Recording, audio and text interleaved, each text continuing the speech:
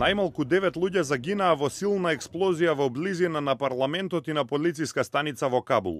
Афганистанскиот заменик министер за внатрешни работи на Твитер напиша дека во експлозијата, која исто така е во близина на зоолошката градина, биле ранети повеќе од 20 луѓе. Бомбашот самоубиец се разнел меѓу луѓето кои чекале ред да влезат во канцелариите на националната полиција. Талибанците ја презедоа одговорноста за нападот. Оваа експлозија е последна во серијата напади во Кабул во изминатите месеци во кои загинаа десетици луѓе. Ученици, наставници и племенски старешини од племенскиот регион Мохманд во Пакистан излегоа на протест против вработувањето наставници што не се од тој регион. 20 училишта во областа беа затворени за време на протестот. Демонстрантите скандираа слогани против Министерството за образование.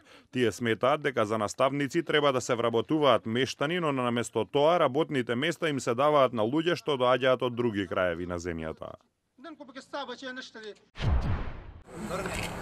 Поранешниот светски шаховски шампион Анатолий Карпов играше шах со локални ентузијасти од селото Меросина во југоисточна Србија. По кусата партија на селскиот плоштад, Карпов, кој е амбасадор на добрата волја на УНИЦЕФ, играше симулантка против 20 членови на локалниот шаховски клуб.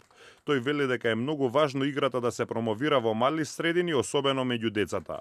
Карпов рече дека ќе продолжи да ја поддржува програмата за подигнување на свеста од важноста за играњето шах во борбата против Алцхајмеровата болест.